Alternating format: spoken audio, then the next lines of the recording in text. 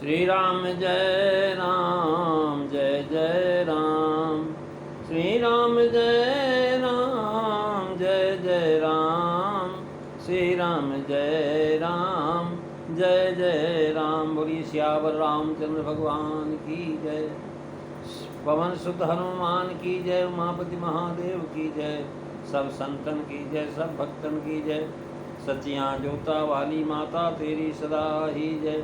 बोल सनातन धर्म की जय। सद्गुरुदेव महाराज की जय।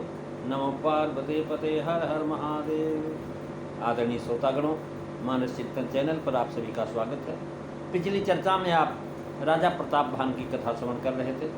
राजा प्रताप भान बड़े धार्मिक व्यक्ति और जितने भी वेद पुराणों में शास्त्रों में बताए गए सारे यज्ञ किए और यज्ञ करने के बाद महाराज दिग्विजय किए। दिग्विजय करने के उपरांत महाराज एक दिन राजा के मन में शिकार खेलने की इच्छा हुई। यद्यप बहुत बार शिकार खेलने गए होंगे, लेकिन एक बार का प्रयोजन इसलिए है कि उस समय एक विशेष घटना घटी। महाराज राजा जो है पहले रथ गाड़ी, रथ घोड़े, हाथी और जो है सारथी तुरंग महाराज सैनिक के साथ जाते थे। लेकिन आज जो महाराज उन्होंने क्या किया, घोड़े पर सवार होकर के नाना प्रकार के शस्त्रों का जो सामान है महाराज प्रजापालन दिग्विजय कर लिया। अब मृगया करई तमोगुणी कर्म, महाराज रजोगुणी तमोगुणी सतोगुणी तीनों कर्म किया राजा ने। महाराज वो चलते चलते जब शिकार खेलने निकले तो कह रहे हैं राजा जब शिकार खेलने जा रहे तो जाते जाते विंध्याचल के गंभीर पर्वतों जो है जंगल में पहुँच, विंध्याचल गंभीर बन गए वो वहाँ पहुँच गए और बहुत सारे मृगों का वध किया। लेकिन चाहते तो वहीं से वापस आ जाते, परंतु उनको यह था कि भाई और करो, और शिकार खेलो, और शिकार खेलो। प्रभु की इच्छा। राजा ने एक सूअर को देखा वन में फिरते हुए। वह ऐसा दिखाई पड़ता था कि जैसे महाराज चंद्रमा को ग्रसने के लिए राहु ही आ गया हो। राहु वन में आके छिपा है। चंद्रमा बड़ा है, मुंह से नहीं जमाता, मानो क्रोधवश वह उसे उगलता है भी नहीं है, निकलता भी नहीं। यह महाराज शोभा सुअर के भयंकर दाढ़ों की कही गई है। सुअर की जो है दाढ़ होते ना, आगे दांत निकले होते सफ़ेद, उनकी उपमा बता है। उसका शरीर बहुत लंबा चौड़ा था और मोटाई बहुत। घोड़े की टाप की आहट पा करके वह सुअर घुरघुराता और कान उठाए चौकन्ना होकर के देख रहा है। नीलगिरी के शिखर के समान बड़ा भारी सुगर देख करके राजा घोड़े को चाबुक लगा करके फुर्ती से हाँका और चल पड़ा। सरपट घोड़ा छोड़ दिया जिससे सुअर का निर्वाह न हो, इतनी तेजी से चल रहे। महाराज कोई कोई टीकाकार सुअर की आहट पाकर के घोड़ा घुरघुराता और कान उठा लेता है। घोड़ा भी कान उठा लिया कि सिर्फ सुअर घूम घूम करता है ना, इनकी आवाज़ होती गुर्र गुर्र करते हैं। तो महाराज गर्जना राजा वृक्षों की आड़ में सूकर चकित देखता है, कहाँ है राजा।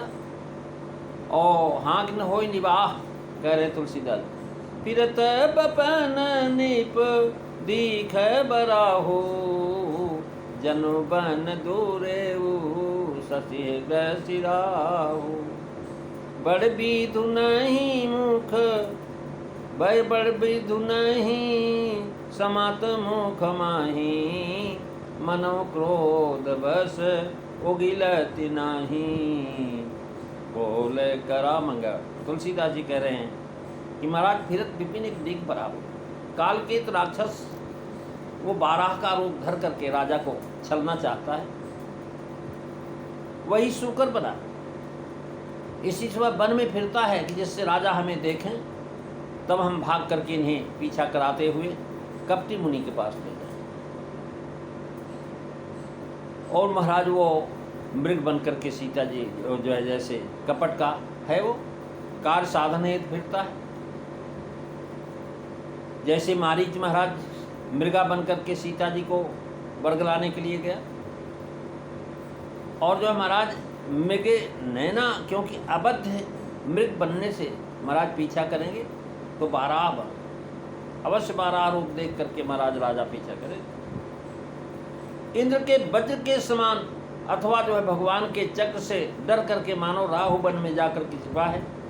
जैसे हनुमान जी ने जब सूर्य को ग्रास लिया तब इंद्र ने उन पर वज्र चलाया था, ऐसे ही चंद्रमा चंद्र ग्रहण की उपमा देकर के सूचित किया कि राजा के नाश करने वाला विघ्न आ गया। जैसे चंद्रमा को राहु ग्रसता है वैसे ही राजा का भान प्रताप से खल ग्रसेंगे। जैसे राहु चंद्रमा को ग्रस करके वन में छिपा है वैसे ही राजा को ग्रसने वाले दुष्ट इस वन में छिपे हुए। यहाँ सुवर उपमेय है, राजा उपमान है, दोनों काले। उपमेय चंद्रमा का उपमान, दोनों श्वेत चमकदार दांत हैं उसके, और चंद्रमा भी, दोनों गोलाकार हैं। महाराज राजा क्रोधवश क्षीर समुद्र से अमृत निकलने पर जब भगवान उसे सब देवताओं में बांटने लगे तो राहु भी देव समाज में आके बैठे। चंद्रमा ने इशारे से इनका छल भगवान को बताया। उस बैर के कारण महाराज क्रोध रहता, अब भी चंद्रमा को राहु जो है ग्रसता है। बाराह को राहु की उपमा देने का भाव यह है कि जैसे कालकेत राक्षस राहु के समान चंद्रमा को ग्रसे है वैसे ही कपट मुनि का रूप भान प्रताप को ग्रसेगा। भाव यह जान पड़ता है कि राहु और केतु का संबंध, कालकेत राहु का कहा है और उसका साथी केत हुआ। महाराज बड़ विधु नहीं समात मुख माही, भाव यह को बड़ा भारी है, मुंह में आता नहीं।